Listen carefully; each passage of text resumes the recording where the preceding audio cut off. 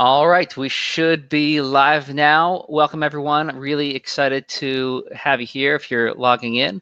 I'm with the wonderful and generous composer, Austin Wintory, who is having a very busy week, a very exciting week. So, Austin, thanks so much for hanging out with us tonight and answering some questions and talking about your new game.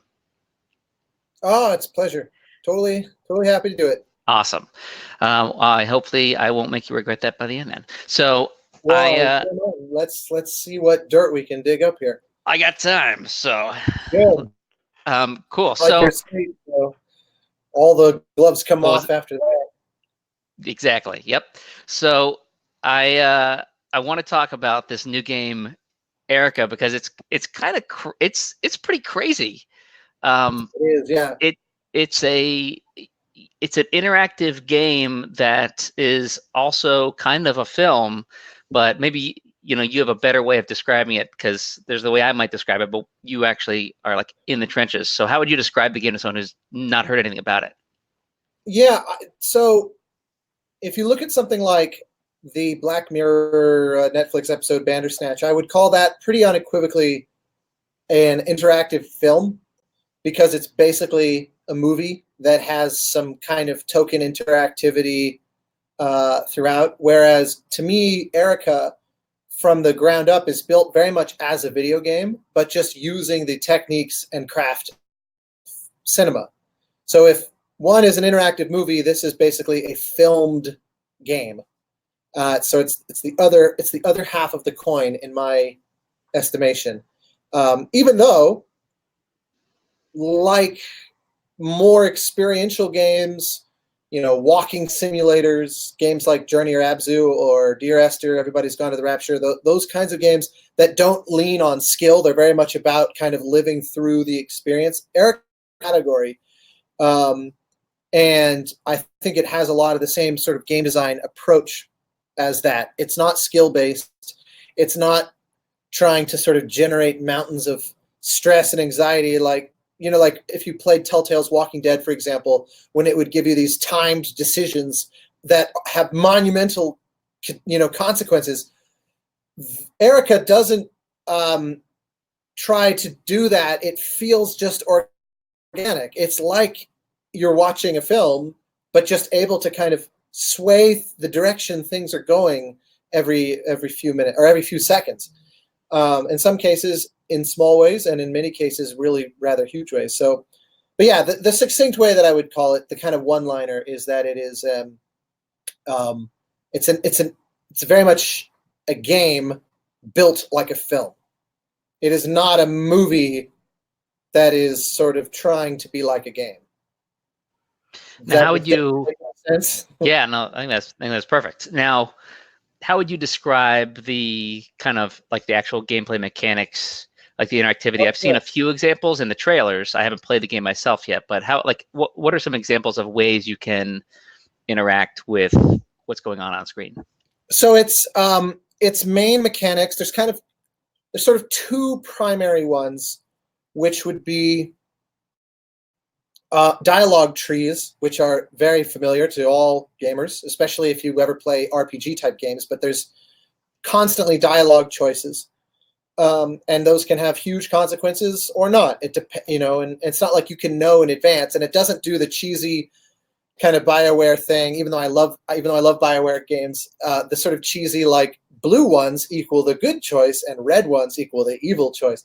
It doesn't do anything like that. It's all trying to be very authentic to the character of ERICA, and I can get more into that whole thing later, because that to me was a really, really interesting aspect of this. The fact that you're kind of co-piloting this woman's conscience, even though she is herself a fully fledged character. So it's like the ability to influence a real person, as opposed to inhabiting a real person and becoming them, which is what most games seem to try to do.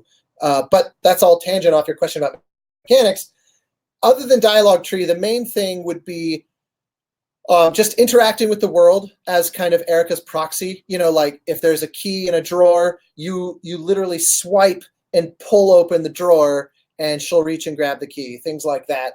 And they developed some some new technology to execute that. That's pretty amazing. And then there's also things like where there will be an object in the distance and the camera is focused, on her in the foreground, and then you'll move the cursor to the distance and the camera will actually refocus on the distant object, and then it lets you select it and she'll actually move that direction, or those kinds of things. So it's sort of like the category of this tactile interaction with the world, and then dialogue. There are other things sprinkled throughout, but those are the two primary. And as a side note, Jack, the director, had this design philosophy that he never wanted it to feel like you're just kind of sitting back and watching a movie and then periodically you poke it. And so to ensure that it always feels engaging in the way a game feels engaging, their kind of rule was never go more than 15 seconds or so before there's some other interaction to happen. So you're really constantly engaged with it. You never just sort of click and chill back. That's pretty ambitious. Oh, the ambition of this thing is nuts. It's one of those that I met Jack at a bar at GDC, and he showed me a prototype. This was way before Sony's involvement, way before he had any kind of publishing. It was just like he and a couple of friends bootstrapped together this technology and this prototype build, and he showed it to me on an iPad, and I couldn't believe the fidelity of it and the kind of how convincing it was. The FMV genre has been generally a junk genre, and with good reason, because it's usually cheesy as hell. And my theory as to why is because you're basically taking, in most cases in the past, a bunch of game designers who know nothing about filmmaking and combining them with filmmakers who knew nothing about game design. And so you end up with the worst possible of both, where it's a bad game and it's poorly made film. And there's just been almost no examples to the contrary. And so this was one of trying to really crack that and do that aspect of it right. So yeah, the ambition was nuts, because then he was like, it's supposed to be feature length. It'll be basically the equivalent of a 2-hour film, except there's so much branching that it'll probably have 4 or 5 hours of footage. I think his original idea was to have like 20 hours of footage. It's just like obscene amounts of branching. But of course, reality does set in at some point. But there's still way more. I mean, within the first day, I saw people messaging me on Twitter saying, I'm on my 4th playthrough of the game, and I'm still discovering like wildly new things. And so their ambition was enormous, even if they had to scale it back from their initial kind of ultra ambition. Yeah, I actually was thinking that this isn't something I've thought about in a while, but like playing in the same room as someone else, this kind of game would kind of be sort of like a really like mind-blowing thing to play with, like a room full of people on the couch. Like, yeah. You said it wouldn't be stressful, but I would probably feel very stressful, like about like these decisions that I have to make for this poor woman who's been traumatized, this lead character in the game, and not wanting to do her wrong, and then on top of that, like potentially having to debate it with the person next to you. Yeah, that they did some play testing of the game with players where they would be like that. There'd be 2 or 3 on a couch, but one controller, and they're all kind of arguing. And one of the things is that almost every decision in the game has a timer. The timer is subtle. It's not a blatant, shining part of the UI, but it is nonetheless there. It's kind of done in this cool Thanos snap sort of way, where the dialogue choices are kind of vanishing over time, and then eventually they do just vanish. And if you don't do anything, then this character of Erica will just stand there and say nothing, and then the characters she's talking to will kind of react to her awkward silence, so that way it never breaks the kind of the filmic immersion of it. Because in a movie, obviously, if a character just stood there indefinitely, it would be very odd, and we would all kind of, if the characters that she's talking to don't react to that, we would find it very bizarre. But obviously in video games, we just accept the fact that like if we're waiting to decide our dialogue choice and the animation loop just goes there endlessly of the character waiting for us to say something, we just accept that as a gaming game. Looking at real actors, that's very immersion breaking instantly. And so Jack's idea was, if you choose nothing in the dialogue, the time will run out and they'll just react to the fact that she said nothing. There are some decisions in the game which theoretically will loop in infinitely, but most not. So yeah, as a result, people do get all worked up when they're working through it as a team. It's funny, in a couple weeks, we're rented out a whole big theater, like a Dolby stage, that we're going to screen the game, and I'll pick some folks to play on behalf of the whole audience. So it'll be an interesting experiment to see how anxiety-inducing it is for like a large crowd to kind of actively play through it and watch it together. Oh man, I was, you know, it traces in the comments is saying this would be stressful for her as well. Yeah, I was actually just thinking of the thing you were saying earlier about like the decision fading away, and like that kind of making like that indecision is your decision. Yep. And exactly. Really cool. So there's a lot of branching going on in the game from a storytelling perspective, and then enter Austin Wintory, who now has to write music for an ever branching narrative. How did you approach that task, and what did you have to do to like wrap your mind around that? Because I know you've worked on like that, you know, similar things in the past, but this is, you know, obviously a little bit different. Yeah, it was really challenging. Honestly, it's probably far and away the most technically complex score I've ever done, because it's not just the branching, but kind of like earlier when I mentioned that the feature of it makes us sort of read the performance and read the story differently, and generally we scrutinize it more closely. The same, I think, holds true for the score. And so what I mean by that is, in traditional games, I think we as gamers let composers off the hook too easily. So that if we actively hear, you know, a cue loop 50 times, we just accept that that's what games do. They have loops. But if you're watching a movie, or worse yet, it's like I'm in combat and the music is chugging along and I kill the last guy and the music abruptly cuts or has a very quick transition to an outro or whatever, or the scene ends, I beat the level and it harshly cuts off the music and the little, you know, da da da da da da da da comes in. We accept those musical conventions, but they're terrible. They're bad storytelling and they're very inelegant. Movies obviously could never get away with that. Imagine, you know, you're watching The Empire Strikes Back and the Battle of Hoth is happening, and like Luke gets shot down in his snowspeeder by the AT-AT, and then like John Williams' battle music just abruptly cuts and it shifts into like crashed snowspeeder stealth music or whatever. We would even the most pedestrian film goer on the planet would recognize that something bad just happened on a craftsmanship level with that film. It never happens, ever. But games, it's routine.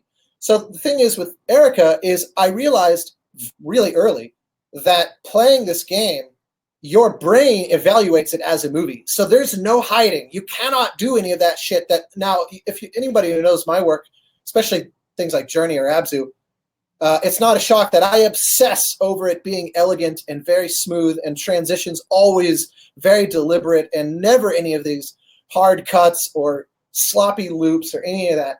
I work very, very hard to eliminate all that in general, but especially when you're effectively playing a movie, you cannot get away with that stuff because it feels like a movie, and movies just don't do that.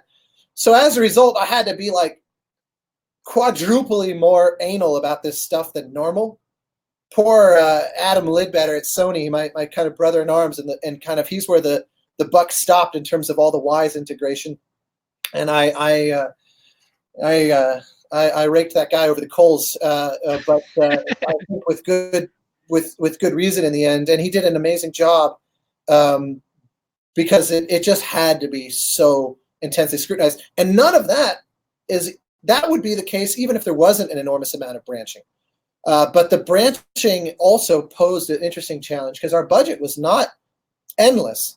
And so I couldn't just throw piles and piles and piles of music at it. I had to be very careful about what I did. But, when you're watching a film, there can be very subtle differences in an actor's performance that you really feel, that games very often don't communicate to the same degree. So if Erica chooses A or B, by analogy, it might be the difference between maroon and crimson. But you really feel those differences as a player. And it was important to me that the score try to reflect even those subtle differences as often, all the time. Never mind when choices were the difference between like aqua and crimson, and it really represents a stark shift, when X happens instead of Y. And there are some scenes where, the tiniest, seemingly most inconsequential thing will radically alter the tone, and you won't know it until you choose it. And so, yeah. And the funny thing was, I was planning the whole thing out. I was involved for years, and I read the scripts, and I visited the set while they were shooting, and I would talk with the writer at length, and I had a lot of info going in. But even then, there's just so much branching that I had debug controls in my builds where I could skip to certain scenes. But the way the system is designed is that you're kind of under the hood. It's checking very, Erica walks into a room, and then the system asks 2 scenes earlier, did Erica answer the phone or did she look at the painting? And so then depending on which you chose 2 scenes ago, the options that will be available to you as she walks into the room will be, a little bit different. And so the problem with cheating on the debug to go ahead and look at other scenes is that the system needs to have those variables chosen before it can accurately load the correct version of the scene. And so all the time I would jump to a scene and it would be this weird version of it I've never seen before. And then I'd realize, oh crap, there's some variable early on that I don't even know what to do in order to get this version of the scene. So I'd have to call the writer and say, I just loaded the scene and there were these 2 girls talking to me in the scene. I don't even know where they came from. He's like, oh yeah, well like an hour before that, you have to do this, that, and this and that. And so it was like my brain, that scene in The Hangover where he's at the table and all the math equations are flying around. Yep. That's what every fucking moment of this thing felt like. I mean, it was so complicated, but I love that. In the end, I was like, I love when people try to do something that's really new and really ambitious, and I only hope that my aspect of it kind of lived up to what they were doing, because it put me through a meat grinder, that's for sure. That kind of reminds me of some of those like RPGs where you would have some sort of really awesome secret thing that if you didn't do X within the first 30 minutes, hour of gameplay, at hour 40, you're screwed. And they had nothing to do with each other from like a story perspective half of the time. But it was just, if you did not know to like just, turn on the music box in some random person's bedroom in this inn in this random town within the first 30 minutes, then you can't get the most epic weapon in the game for some reason. Exactly. My favorite one of those, because it's just so merciless and no one would ever get away with this today, at least not on a AAA game, is in Space Quest 2, way back like 25 years ago or however long. That very opening of the game, you play Roger Wilco, a janitor on an alien prison ship. In the very opening, all the cells open, and an alien, like in the H.R. Giger sense, comes out of one of the cells, and it grabs you, and the little mouth comes out, and you if you try to run away from it, you can escape it, but if it catches you, the little mouth comes out and then kisses you, and it's supposed to be like, oh, I thought it was dangerous, and then it just runs away. But the funny thing is, if you let it kiss you, you can get all the way to the end of the game, and then your chest explodes, and you can't actually beat the game. And so you have to go all the way back to the very first scene and not let that thing kiss you. And it's like, it's so hardcore. And I was like, man, there'd be riots if people did that today. Unless it's like some super. It's a game that is hardcore, like Cuphead or Celeste or something, where everybody understands that it's brutal. But yeah. Anyway, that's there's nothing like that in Erica. There is no fail state or anything remotely like that in Erica. There is no wrong answer. And actually, to that end, I won't give any spoilers, but one of the things that I think is so cool about it is that it has this kind of thriller, intrigue, like almost quasi Da Vinci Code storyline. And at some point, it starts to become one of those, is it in her head or is it real? And what I love is that depending on your branching choices, the game will lean into whichever one you are kind of going with, which means that like the multiple endings of the game are genuinely mutually exclusive of each other. So anyway, to me, that's a real strength of it. It's not about the traditional game mechanics of high scores or getting all the trophies, that kind of thing. It's about the story and character and your interpretation.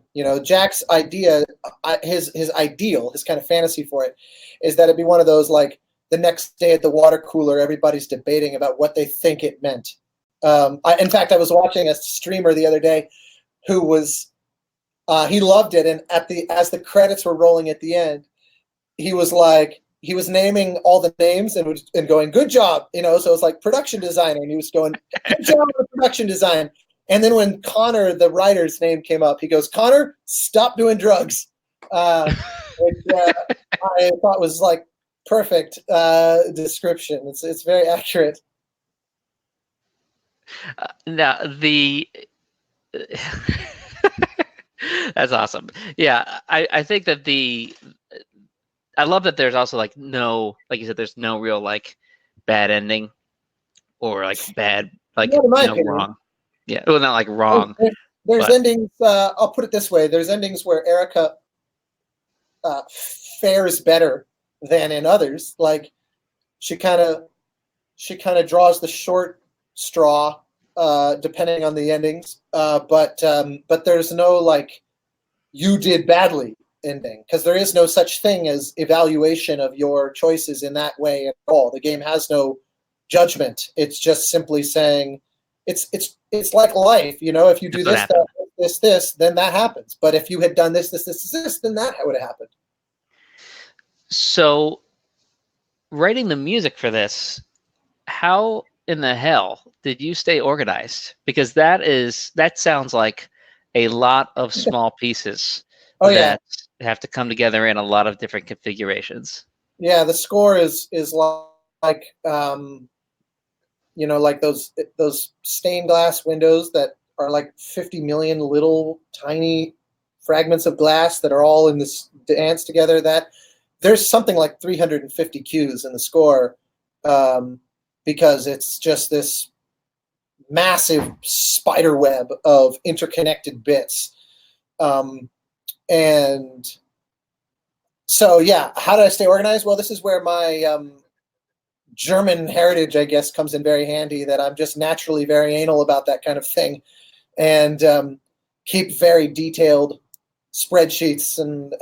But even then, I constantly would be, sitting there and staring at it, pulling my hair out, going, I is this that or this that? And I had to constantly call the team in London and say, walk me through this and explain this to me. And so it's just, the cues are a labyrinth. I mean, it's one of those where normally you would have like 1M1, 1M2, but by the time I get to the end of this, it's like 1M2-2 like variation K. It's like we just Grant is like, it's just it's so insane. It really did almost kill me. And all of that, by the way, that alone killed me. But the director, Jack, he's also there were certain cues where he was quite hard to please. And so some of these also are, 1M2-2 variation K version 12, where it's like it was a marathon, but in the best sense. I mean, Jack, he his insistence on more and more revision definitely led to the best versions of things, so I don't regret any of that at all. But it was funny because I don't think I've ever done as many rewrites ever in my life as on this score. Never mind the complexity, even if every cue had been version 1. But in the end, it was worth it for sure. Cool. I'm gonna do some fanciness right now. We just got a question here from Steven. Steven asks, Austin, did you have any hand in the programming of the? You like that little? You like that? It's nice, isn't it? I do. I like Steven very much. We recently hung out in Atlanta. Yeah, good guy. So yes, if you had any hand in the programming of the audio for all the variations. Well, perhaps he can clarify specifically what he means, because, like, if he means by programming the audio the actual scripting in Wise, definitely yes. It all had to kind of route through Sony. I didn't have any ability to access the Wise sessions directly because I had no ability to, like, check in changes or any of that kind of thing, just because of my remote location. But I was emailing or on the phone or whatever with Adam, the Sony sort of guru in charge of all of that, and he was also in parallel doing all the sound design. He and I were, we would go through everything. He would screen capture, his Wise sessions and say, like, here's how this is hooked up. Does that seem right? And then also, they would do daily output builds of the game and send me those. And I have a test kit here, so I could also test and give feedback and say, oh, this cue, the loop point is not set in the right spot, or blah, blah, blah, blah, blah, that kind of stuff. So if that is what Steven's asking, then I guess yes. And if that's not what he's asking, then I would ask that he restate it or try again, and hopefully I can understand better. But I'm assuming that's the gist of it. I would assume that as well. If he clarifies further, and then we'll dig into it a little more. But yeah, this sounds. I would probably have a panic attack managing all that myself. I'm more of a whiteboard kind of guy, than a spreadsheet kind of guy, because I need like a limited space. Otherwise, I'll just go and make it a mess. That was the thing. I try to draw fences around my work to help kind of just take smaller bite-sized pieces. I remember calling the writer at one point and saying, can we kind of come up with some delineations of, like, Act 1, Act 2, Act 3, so I can start to sort of break it into smaller and smaller pieces, but with these large chunks as my separate.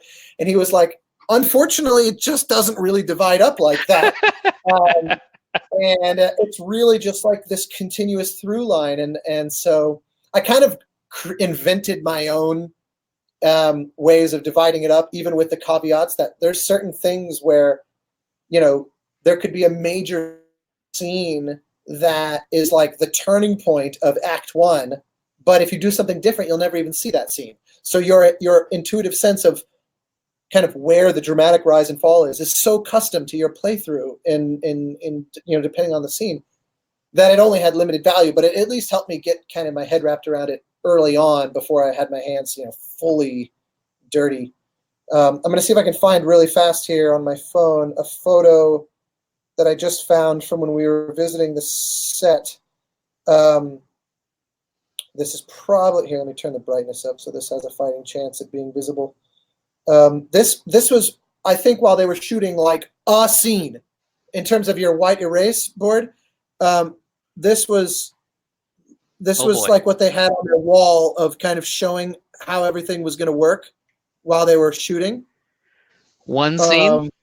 That was, or maybe a couple, but it was a very small portion of the game interconnected, just to show, so that they would know, did we get it all? Because they have to shoot so many variations. The cast, especially the lead actress, they have to shoot so many different variations where it's like, okay, we need 5 different takes, but we need all 5. So we need to do, 5 takes of each of the 5 takes, so that depending on what you chose and then how they responded, she has to have slightly different reactions and stuff. Because it doesn't work if it's like, as much as I love Telltale games, the way theirs tends to work is it's really one straight through, that you take these little side branches and then immediately you are back on the primary rail.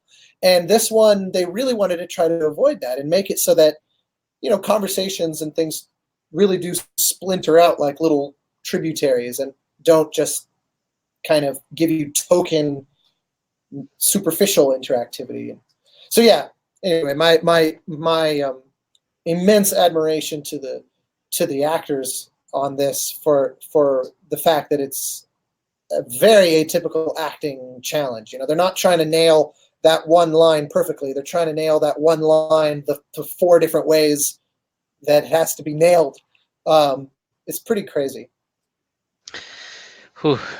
Goodness.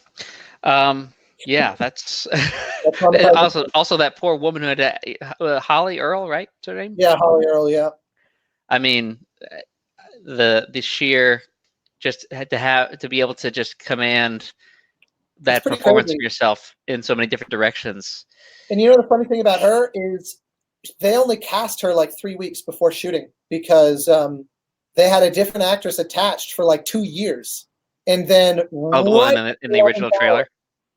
Yes. If you see the original trailer, that's an actress named Sofia Del Pizzo, and she had been attached. In fact, the funny thing was that Jack and I had talked at length. We went through all the actors' audition tapes, and we discussed the casting together. And I had a role in helping to cast Sophia. And then like maybe 3 weeks before or a month before they were ready to start rolling on the camera, she had a schedule conflict come up, and had to kind of make a tough decision, and so they found themselves without a leading cast member, and so they had to do this very fast casting session, and then they found her, and it was one of those like, Sophia was great, and she's a truly great actor, and she's also a pretty brilliant comedian. Funny enough, I didn't know that until after. And she's like a dancer, and she's like a ballet dancer, and has all these amazing things going for her. But there's something about this kind of bright-eyed innocence of Holly that really redefined in the 59th second of the 11th hour, the character radically got redefined because of her in a way that now it's hard for me to imagine it any other way. I mean, she so nailed it, and even just her body language and things, to me, are Erica so definitively that it's like one of those surprising blessings that things had to shift very suddenly, and I know for Jack and the rest of the team, very stressfully at the last second. But no, yeah, she's great. Awesome. We have a couple questions coming in. We have a couple about this project, and then one that I'm going to use as kind of a segue into a slightly different direction. So a couple of folks in here are asking about roughly how many cues were in the soundtrack, and then like what the percentage looked like versus like for like large orchestra cues versus like soloists or more heavy on the electronic sounds. Yeah, I'm kind of ballparking, but the score is all told, but bearing in mind that it's very hard to definitively peg a number on interactive music, how long it is, because of the way it's designed. But in round terms, it's maybe 75 minutes of score, 75, 80, something like that. The soundtrack album, I was rather merciless in trying to cut material, and part of the length is that there are places where it's 2 different versions of the same scene, and I didn't really want to, kind of play through a scene on the album and then go back in time, even if as a listening experience you wouldn't necessarily know that that's what just happened. But they're kind of also musically, emotionally redundant to each other enough that I would omit them. And so the album is just about an hour exactly, and there's maybe another 20 to 25 minutes, we'll say 15 to 25 minutes, something in that neighborhood. More than that that I wrote. Orchestral elements. There's two different orchestral ensembles that we recorded. I did a kind of a chamber group of all double basses in Nashville, and then there's also the fuller string orchestra that was recorded. And there's some cues that have both. There's some cues that are just one or the other, and then there's some cues that are neither and lean entirely, like you said, on one of the many soloists. And then there's also some cues that are purely textural and all synth, and almost none of that is on the album. But there are a few of those as well. But the orchestra is usually never very far, especially in the back half. It starts off a little bit more intimate as we're kind of getting our feet wet in the world and knowing the characters and that kind of thing. But then as things really get moving, the orchestra becomes much more a central component. So they're pretty omnipresent. And obviously the two primary soloists of the cello and the violin are also constantly throughout. They both have kind of different roles. The cello, played by Tina Guo, is kind of emblematic of Erica as she is today.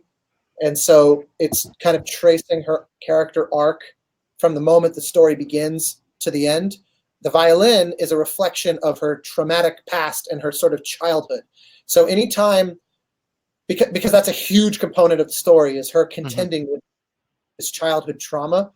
And so every time we're kind of dabbling in that, or that's part of the subtext, the violin tends to lead the way.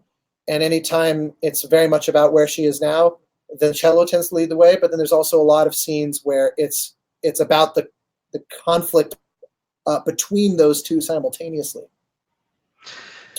So yeah. Awesome. Yeah, I remember listening through the whole soundtrack. That's the cello theme, even in like little fragments, would just kind of come sailing back in, kind of out of nowhere, as sort of like a gentle sort of reminder or callback. Yep, exactly. Very kind of motivic, just a sort of way to make the scenes continuously about Erica. There's almost nothing in the score that's not single-mindedly about her. It's awesome. Now, before we leave Erica and talk a little bit more just sort of general career stuff, if you don't mind, why don't you tell us about the contest that you're running with the main theme? Sure. Because that is awesome. Yeah. Oh, thanks, man. That was just this kind of fun, like, because I knew that the game was going to be announced and released simultaneously with no warning. Usually it's all about kind of the build up, and you try to, grease the wheels with a little bit of hype. And so I found myself asking, how can I make people aware that something's coming while not relying on trailers and stuff that you would typically point to, and also while not violating my NDA? And so I just thought, what if I put the theme completely stripped of any of its elements out there just to see what people do with it? And then it's like, as I thought about that idea more and more, I turned it over in my head.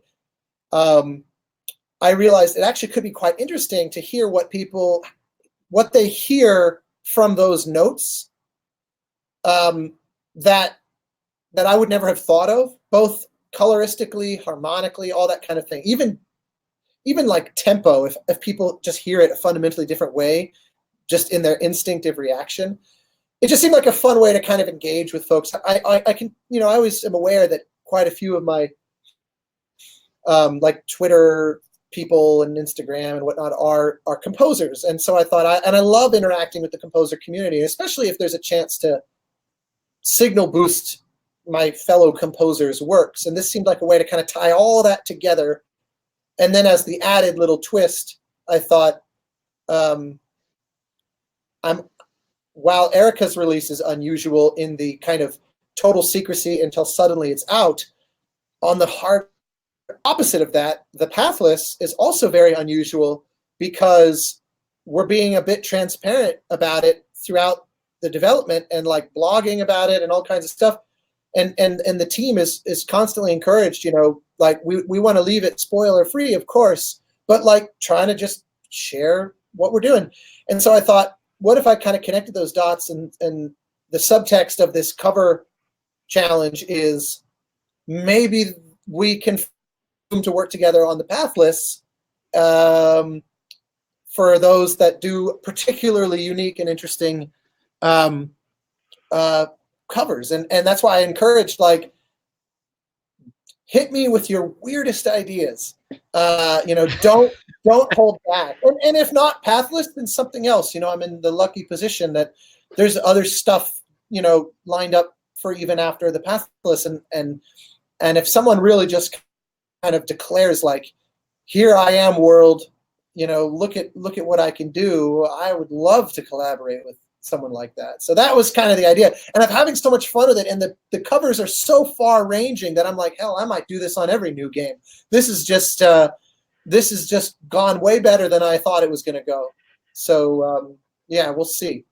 Now I've got the. Now this is a good question. I think you know this guest. Now, but before we leave the topic of the weirdest covers, Angela gave, I think, the throwing her under the bus here. There she is. Ha! Intruder. I didn't even know that you were doing that. That's so funny. That was her cover. I would not have expected, but that was the funniest way to start the morning that I've had in a while, like seeing that. So she did a cover that was purely done with clips of cats meowing that was stitched together to roughly recreate the theme.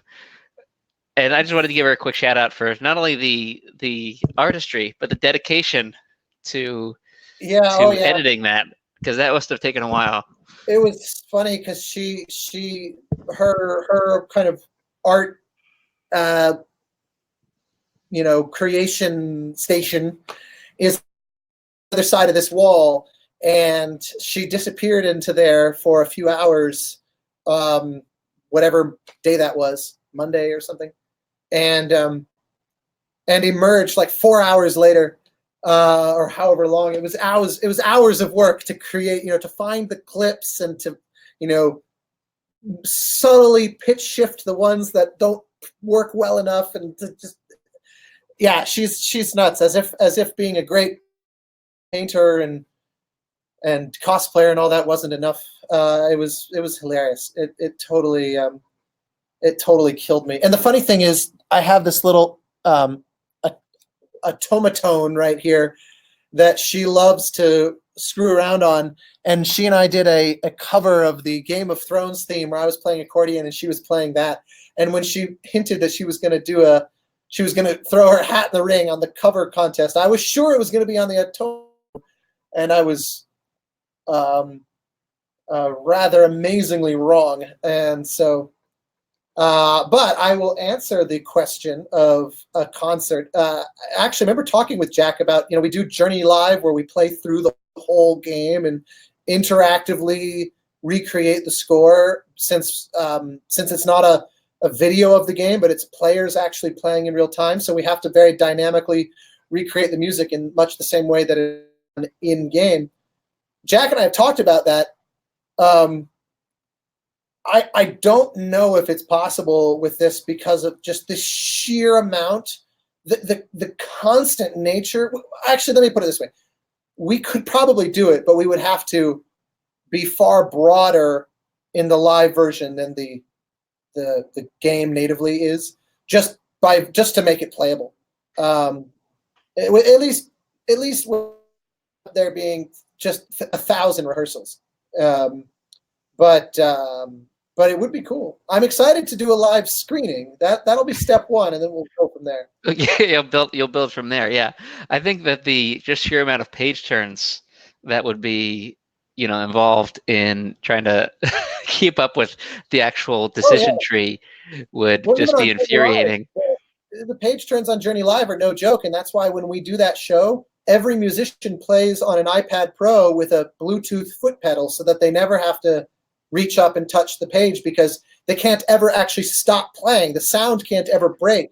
But because there's no warning, sometimes they'll have to jump 4 pages to just wherever the destination cue happens to be in their part. And so they, with their feet, they can go and they can jump there really fast. And you know, we have to rehearse those transitions to make sure that everything's all dialed in. But so even on Journey, which is, you know, very interactive, but in a way child's play compared to Erica, it's a big issue. It's actually a real, makes it impossible. You know, I've had orchestras reach out to me about doing Journey Live, and I'm like, I don't know, unless you're willing to buy 75 iPads, I don't know that this is doable. But we'll see. I don't know. I actually have a call on this week with an orchestra that's really quite hell-bent on being the first like full orchestra to do Journey Live, and so we'll see. I'm going to be very open with them about just how ambitious what they're talking about is, and we'll see. Awesome. And then before I click off Angela's questions here, so just quick shout out. Stephen was mentioning this in the comments, I think, with Stephen. She's an amazing artist in several different facets, but you know, painting being one of them, and she so check out her stuff as well. But she's worked with you a bit on Remnants, an album that you just released, right? Oh yeah, absolutely. The album, for those not familiar, the album is basically somewhere between 10 and 15 years worth of rejected music. Most of it is demos or pitches for jobs I didn't get. There are some that are for projects that I got and was writing, and then it died, it got canceled or whatever. And there's also a couple where I was writing and working, and then they decided we want to go a different direction, and I was essentially fired and left with this music. So there's only a couple in that category, and there's only a couple more than that in the second category. The overwhelming majority of it is demos and pitches and stuff. But the idea is that it's all stuff that was in the trash. Every single cue was something that was not bound for release and is just on my hard drive, and the only place that they're ever heard is occasionally when I get asked, someone reaches out to me or my agent and says, can you send us a reel of XYZ sounding music? And I'll say, oh, actually, I've got some stuff like that. It happens to be from something that never came out, but I do have music that you're talking about. And so that was the only time it ever came up again. And so I decided to take, you know, I mean, there's like 3 or 4 hours worth of this stuff that I've written, but I took, you know, I kind of whittled and whittled and whittled until I got down to around 90 minutes of what I thought made for the best listening experience. And my wonderful engineer, Steve Kempster, remastered it all to, you know, make it a cohesive album. And then when it came time for our collaboration, it was like, what can we do other than, you know, she's very often designed my album covers, but I thought, how do I explain what this album is in a way that's interesting? And we decided to do kind of almost like a music video, a very short little, or more like a trailer is a better way to put it, where a friend of mine has shot a lot of these kinds of things. He's shot like some of Tina's videos and Taylor Davis's videos. His name is Landon Donahoe, and he and I had worked together.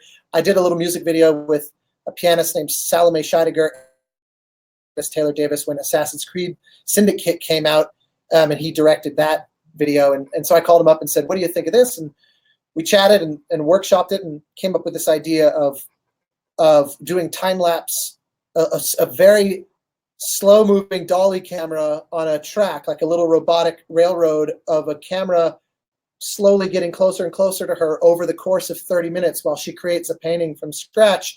And she's surrounded by thousands of discarded sketches that are kind of like the predecessor to what she's putting on canvas, as a way to hopefully create a sort of metaphor that anytime you look and see an artist's finished work, and especially if you like it, don't forget that there's probably millions of trashed ancestors to that work out of sight and out of mind. and just thought it could be kind of a hopefully cool or elegant way to show what the album was in a way that's kind of interesting in its own right. And so, yeah, it's just kind of fun. Go into a soundstage and build a little set, shoot for half a day, and put it out and see what happens. I think it's awesome, and I think that the idea of using unused musical material or any artistic material in general is really important, because why not? I mean, what else? What other purpose is it going to serve if it just sits on the hard drive, right? But I also really like the idea of, like, rejection is such a hard thing that, especially like people just starting, deals with. It's like, you have to really be thick-skinned and persistent to kind of get your foot in the door, unless you're incredibly serendipitously lucky. And even then, even people that are incredibly serendipitously lucky deal with enormous amounts of rejection. And that's why what you're hitting at was absolutely became part of the aspiration for the model. Is I was hoping it would be like a beacon that could signal to all my fellow, not just composers, but artists of all stripes, as a way of saying, I get you. We're all in the same boat. And I'm hoping that my big declaration of this makes all the non-artists out there aware that we all deal with this. And maybe my grandest ambition would be that it give people a moment of pause and renewed appreciation for that fact, because it's hard. It's rough on all of us. I mean, it's like you can look at somebody and think, wow, they've got it made, and you have no idea what they're necessarily having to deal with, how many times they've said no, or been told no rather, or like the thing they were dying for slipped out of their fingers. I mean, that happens to all the time. Let's talk about that a little more. So I wonder what that looks like now in your career, because you're even though you're very you're very young and you have a lot of success, you've also been composing for a while. And what is the difference between, like, that process, like just maybe volume wise, of like pitches and rejections and revisions? Like, what does the volume look like now versus back then? Is there like a huge difference, or is it just sort of the percentage of like what's kind of what kind of gets through and what gets accepted higher now because of your success or your heightened skill level, or is it still kind of the same? It's just everything else is sort of shifted around it. It's really hard to say, especially because the way you're phrasing the question kind of sounds like we're talking about two subtly different things. Because when you mention revision, what you're talking about is you got the job, and how quickly can you write the music that they then put the stamp of approval on and you move forward? And does that get easier? Which is a totally separate question from putting your hat in the ring to try to get a job and then being told, no, we're not interested. So to disentangle those a little bit, my career has always been all over the place in terms of working on a job, how many revisions I have to do. Because I have done some projects where, like, I just finished a game that I'm not allowed to talk about yet, but which will be public very soon, where 2/3 of the score is version 1. Like, almost no feedback on any cue at any point of the game. And like I said, on ERICA, and there was a period of time where I was working on both games at the same time, ERICA, Jack would send me notes, and I'd be doing, like I mentioned earlier, like version 12, 13, 14 on some cues. So it's that I can't generalize that, like, the revision thing has changed much, because it's so contingent on the subjective whims of the collaborator, and some are just hard to please. I mean, I think I'm probably a better composer, I hope, than when I started my career, and that I've grown.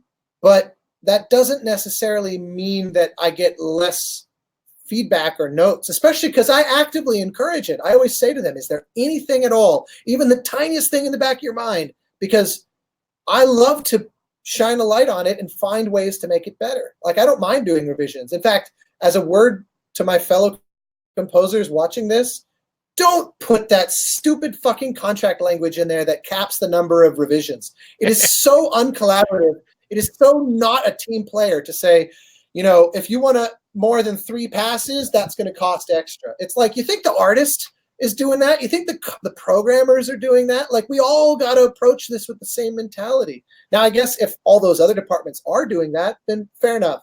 But I never heard of that. I've never heard of the programmer saying, I know there's still bugs in the code, but if I only do 3 passes of debugging, and then if there's still there's still bugs, it's going to cost you extra. I'm like, come on, no game would ever ship if we all had that mentality. So I'm also not a fan of the dollars per minute as a pricing structure, but that's a whole separate subject. And that's also usually not in our control, but it is within our control to monetize revisions. And I think that's absolutely a horribly backward way of thinking. And I'm perfectly happy to be disagreed on over that and to debate about it. But in my opinion, that's that. So that's all kind of category 1. Category 2 was, has it gotten easier in terms of pitches, fewer rejections or whatever, things like that. And honestly, I probably have more rejections today than I did at the beginning of my career, because I am far more ambitious and I take more swings. And part of the reason why I take more swings is that I'm in a position to take more swings. Like, early in my career, I'm sitting there alone in a room and no one knows who I am and no one knows who my work is. And it's like, the moment I reached a position where certain people outside of like my parents knew who I was getting my hat in the ring to try to, you know, land that job, even if it was one of those where I was up against, you know, someone who'd been in the business for 30 years more than me. And that has scaled through my careers. I could take fewer swings, but that is boring to me. I like putting myself out there. Now sometimes those rejections are like, just submit a reel, you know, like they say, yeah, we'll take a listen to your stuff. And I send a reel, and then I find out later, like, oh, no, we hired someone, you know, and that probably happens 10 times a week. You know, so wow. It's like, I'm constantly sending out material, because, you know, I'm reaching up to stuff that I currently had, or previously rather, had no access to. Now, that doesn't necessarily mean that rejection gets any easier. It's really hard to not be like, God damn it, every time.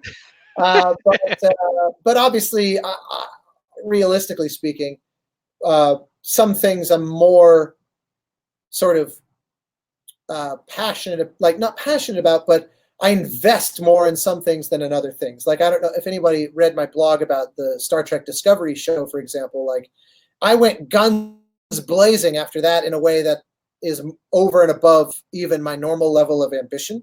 So obviously, not getting that job, there was an hour of like, God damn it. Even though I knew the odds were next to nothing every single step of the way. And my agent never stopped reminding me, like, don't get your hopes up. You are going up against literally all of the top names in television. And the fact that you're in that ring with them is celebrated on its own. And just let that be the reason to feel happy. And in the end, that is very much how I felt. The fact that I was toe-to-toe with some of the biggest names in TV, where I have essentially zero television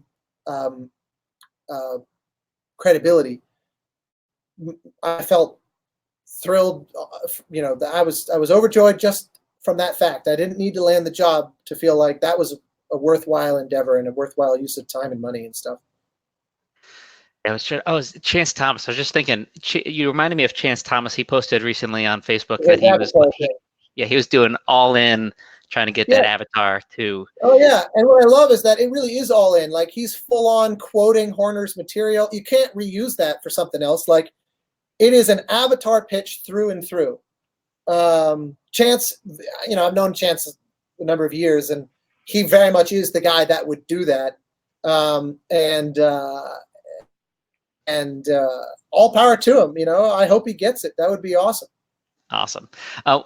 We're coming up on we're at about an hour here, so I wanted to ask you maybe just 2 more questions if you got time.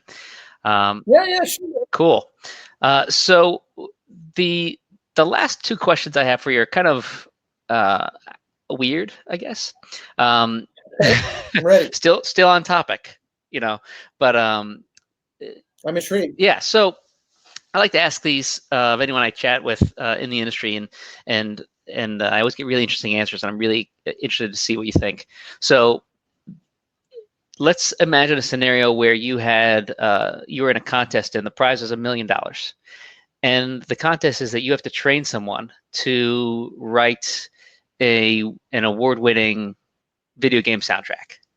So they have to win this video game scoring contest, and you have 2 months to work with this person. And maybe they can play an instrument, and maybe they've dabbled a little bit with composition. But other than that, it's you and them.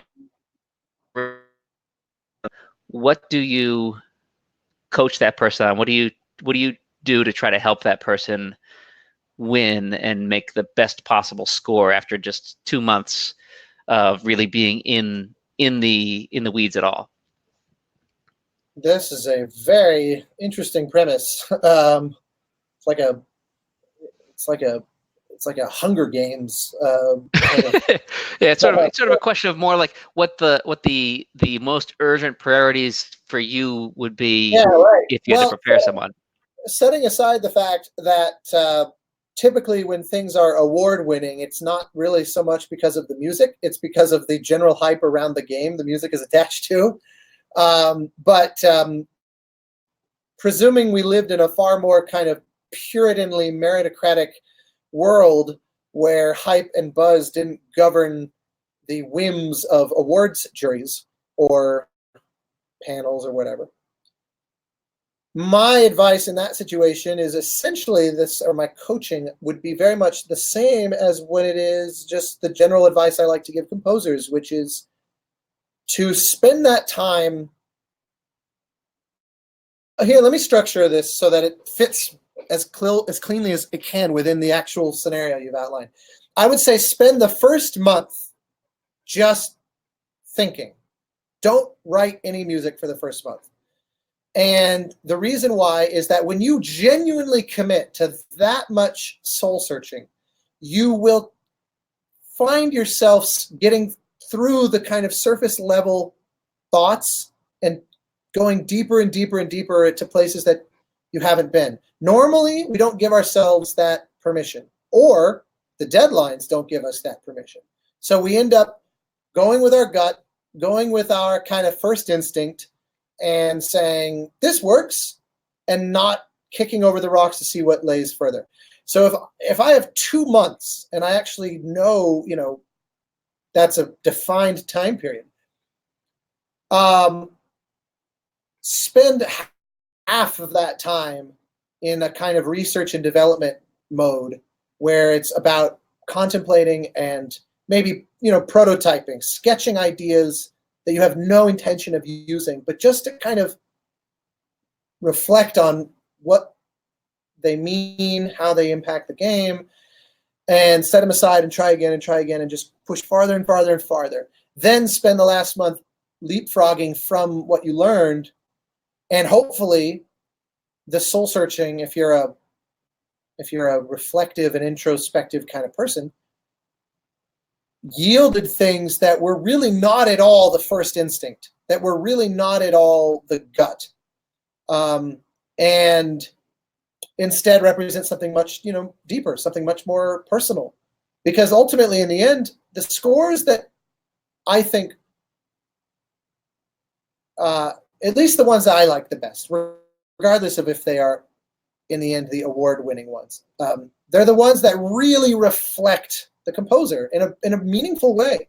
It's something where you hear it and you think, I would never have written that, ever, because it's so them. It's so that person, like that, like Dan wrote that score, and it's so Dan that Austin, wouldn't have done it given infinite time.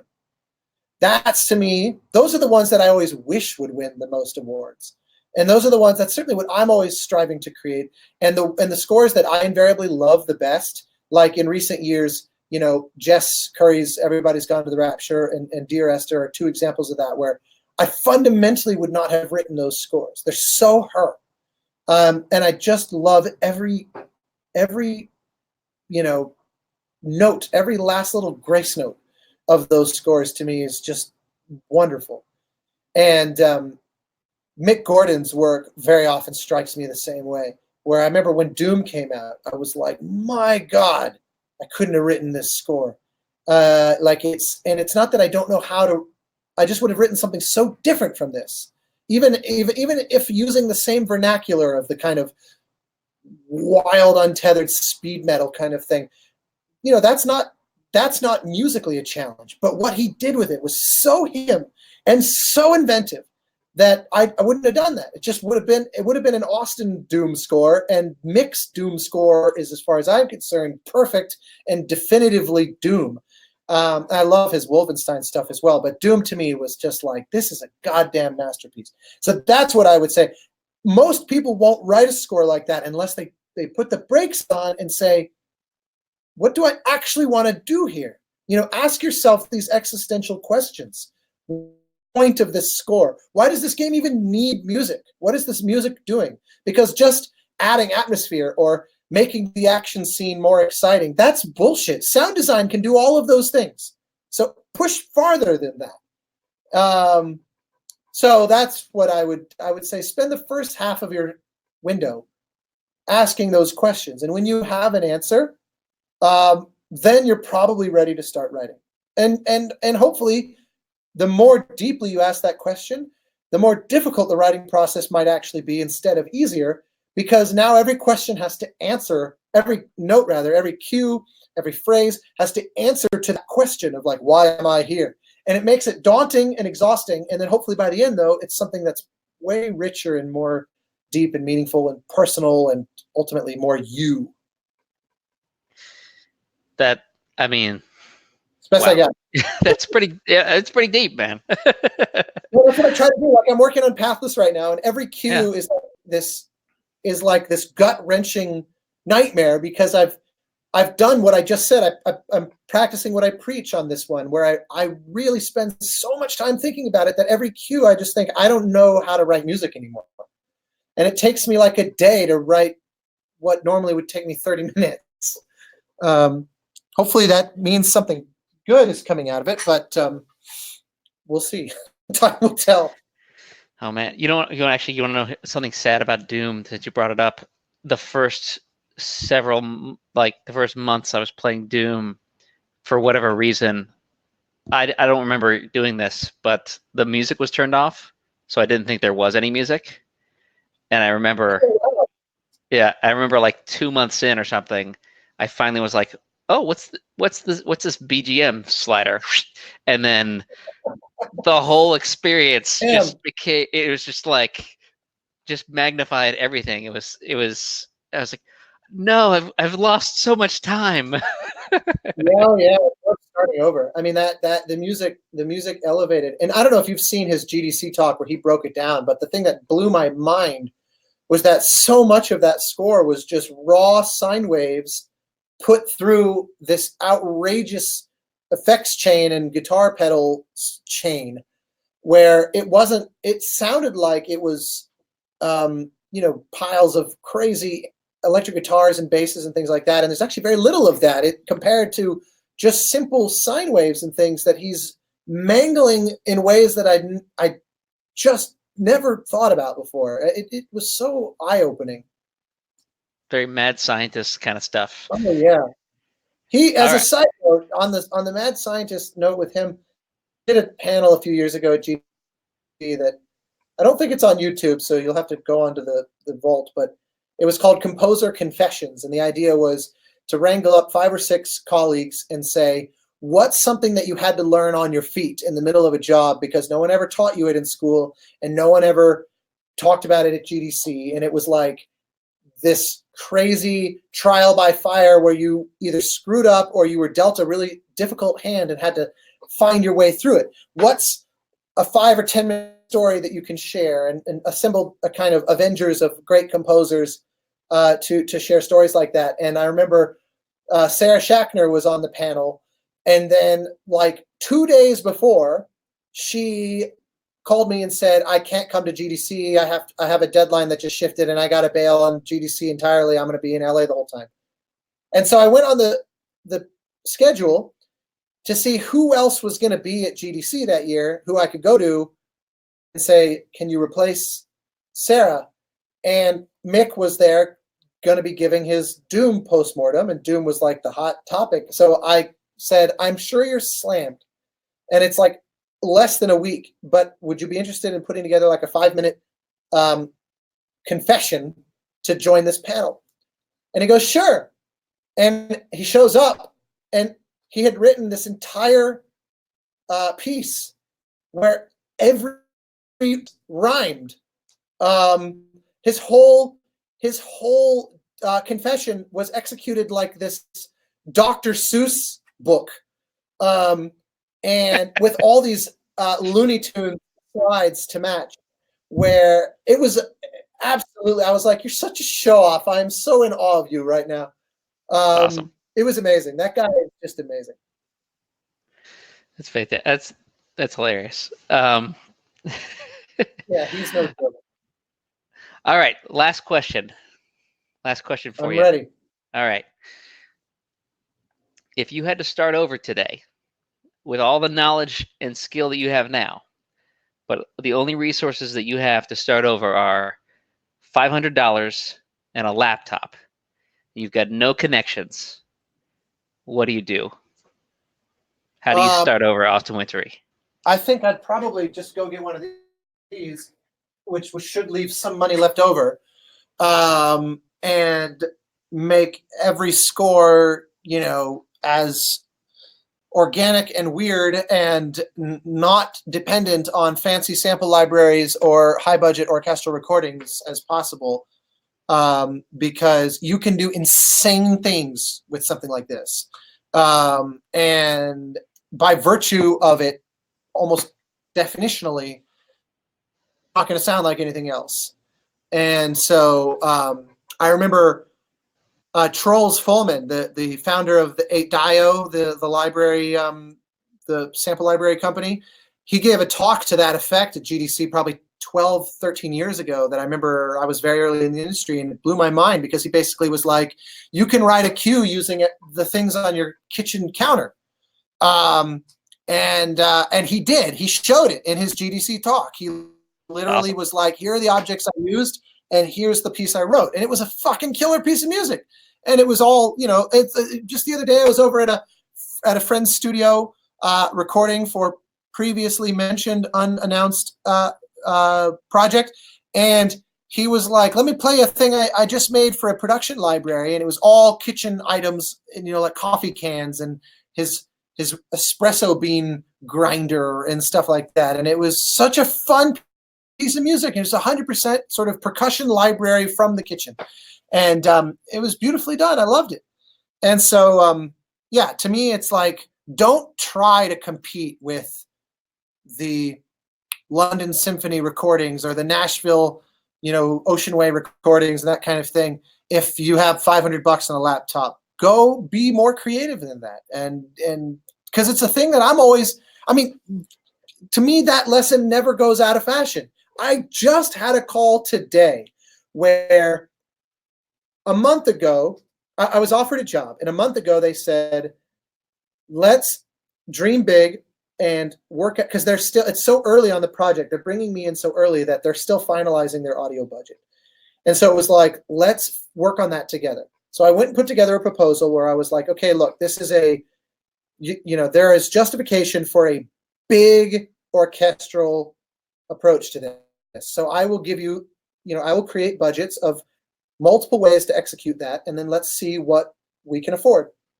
And so at the top end was like, we'll do a week of double sessions with a big ass group at Abbey Road Studio One, and it's going to cost this much. And obviously, the price tag is like $500,000, $600,000 or something like that. It's a very full on, all the bells and whistles kind of approach, and then scaling from there.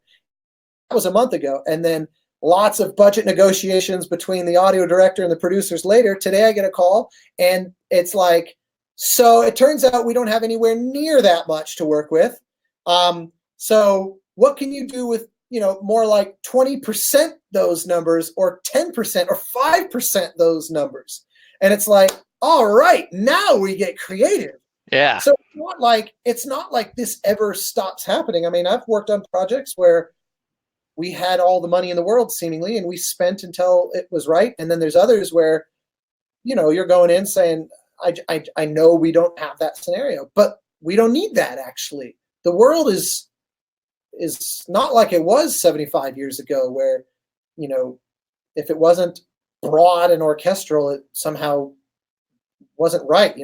Composers like Jerry Goldsmith and Bernard Herrmann, starting in the 50s on shows like The Twilight Zone, showed that with 5 musicians, you can do a hell of a lot. You can do a hell of a lot with even less. So yeah, to me, it's like you can create a score with a laptop and $500 and have $500 left over. So there's no reason not to there's no good reason to let those kinds of things stand in your way. Obviously, with big budgets, you can do some pretty incredible things, but likewise, can you do incredible things with zero budget? It's really, we live in a very amazing time where the technology has gotten such that the only genuine limitation is your imagination. And to me, that's exciting. It means that a composer that I've never heard of with literally only a laptop could write circles around me, and I could learn from them. And they don't need the bells and whistles. And I think that's exciting. Really, all they need is a chorus of cats, as we've talked about earlier. That you just need to find a lot of clips of cats, and then you'll be good. I think that's awesome advice. The cost of that cover was zero, other than but very creative. But yeah, exactly. Yeah. It's totally doable. I did a score once, actually using this. I did a score once that the primary instrument was the sound of a newborn baby.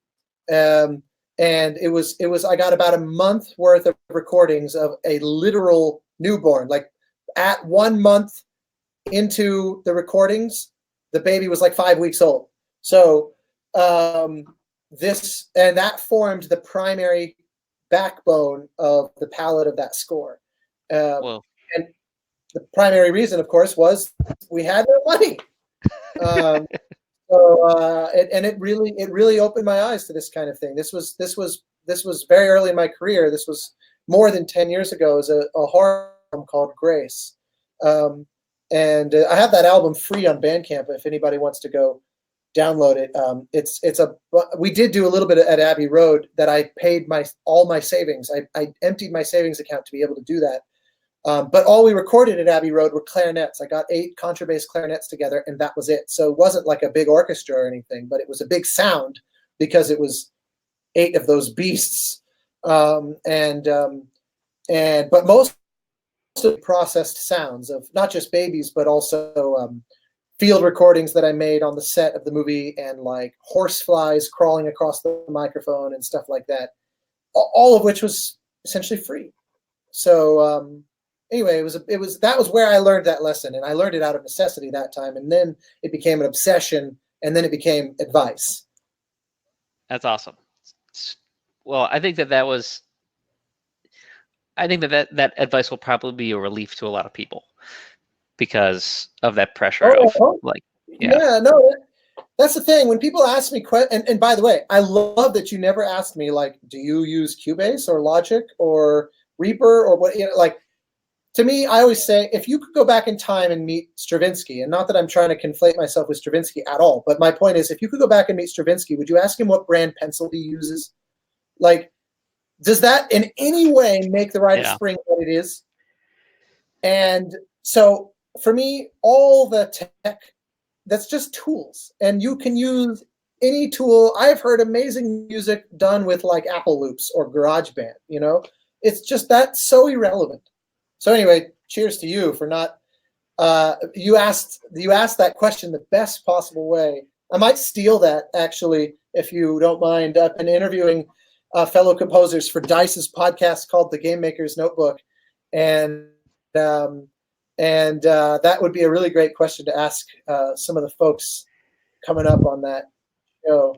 Sure, yeah, go for it, man. I will I'll listen for the absolutely, answers because I will credit, yeah, I will happily credit you as the source of that. But that's a truly excellent question that that I would love to know the answer to from colleagues of mine as well. and that is why that is my last question because it's all downhill after that. I've got Ha! nothing else.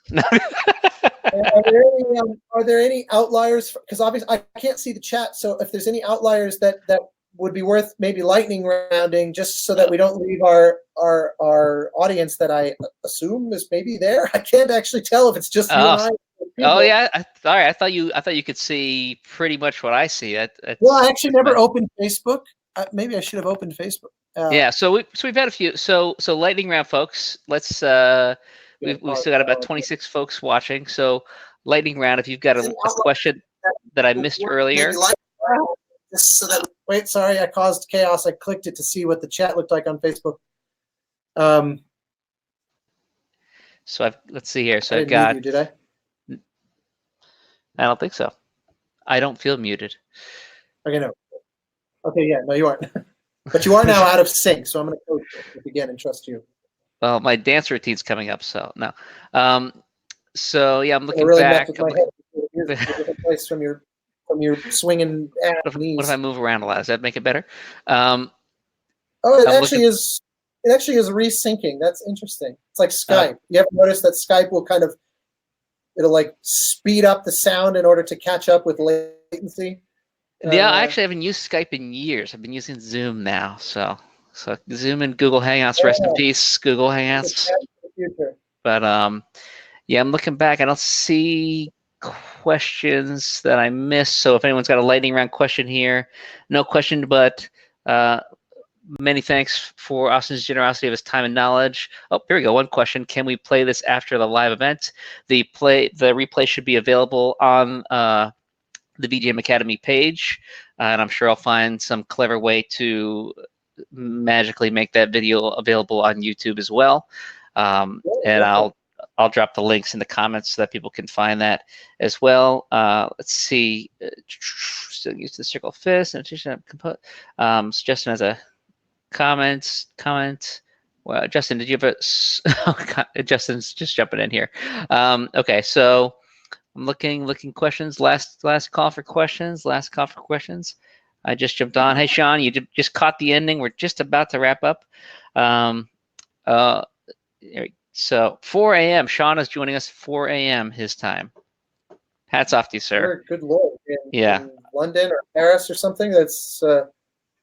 Yeah, Sean. I think are you in the UK? I forget.